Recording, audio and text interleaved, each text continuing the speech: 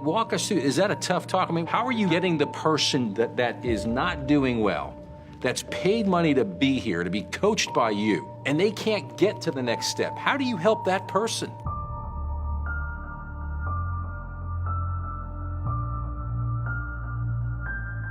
The weather took a completely different turn, so we wanted to react quickly to what we have already at stake. Sometimes when you're served lemon, you have to make lemonade.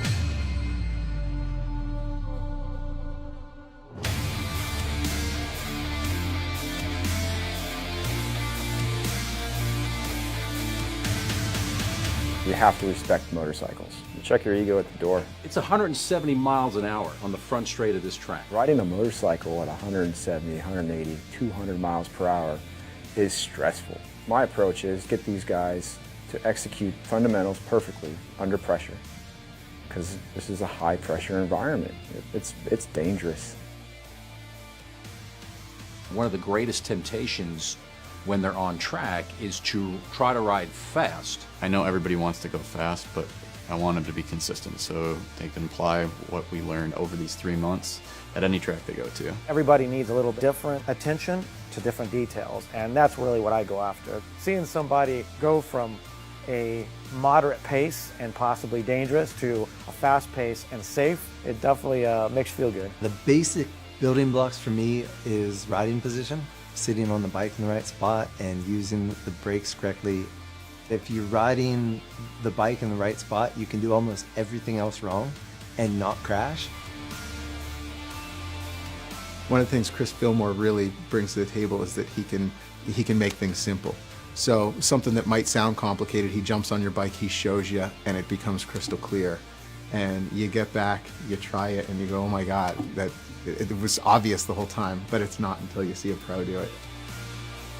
You know, I come from different disciplines, if it's motocross, supermoto, trials, road racing. I pick up a little something from each of those, and I just try to apply it, and I try to apply it one-on-one. The whole key to the Fast Track Rider Academy is to allow the coaching to influence a new way of thinking, and therefore a new way of riding. They're working with you in the pits, at home, and at the track to make sure that you're doing the correct routine from start to finish. It's a dream team, really. Every single guy you talk to has dropped 10 seconds off their personal best, and these are guys who've been riding on the track for a decade, a lot of them. The Rider Development Program encompasses 3 months, 1 weekend per month, where each of the 16 riders will be pre-qualified and having a head coach and an assistant coach. Each coach will nominate a finalist. Each finalist will compete for the grand prize.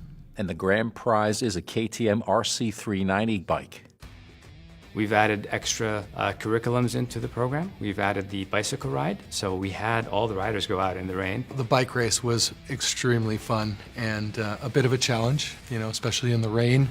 There was a little bit of uncertainty, I think, going into it, but you know, everybody kind of pulled through, and it was a great experience.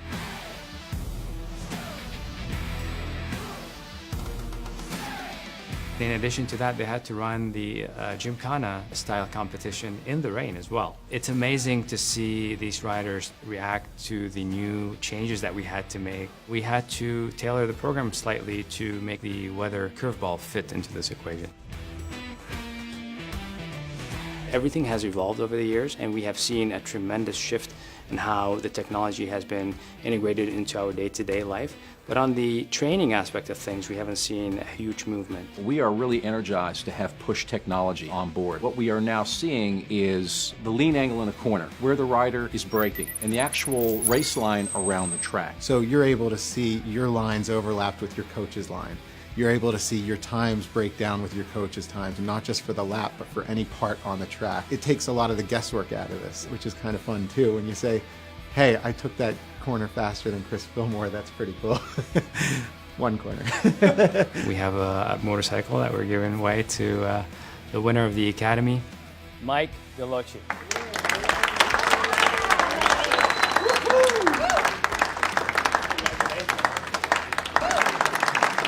I was very happy. I was blown away. You know, I didn't really expect it. And the 4 other finalists were all great competitors.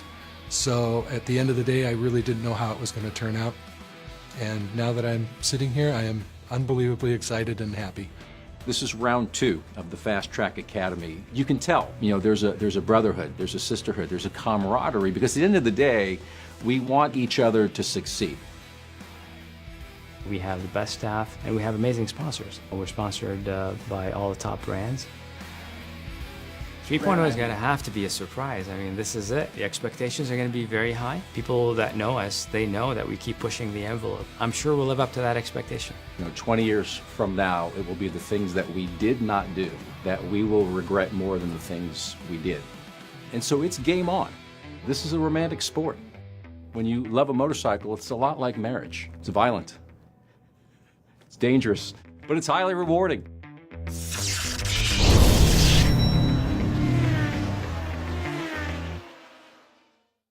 Tell us about those sideburns.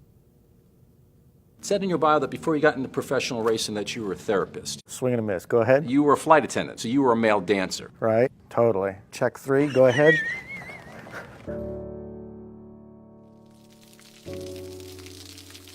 Being able to make these riders advance to levels that not only they can go faster, but they can go faster, safer, that to me is a breakthrough. A lot of us have grand ideas, but only a few of them really bring them into reality. And I think what you've done, you have changed the game.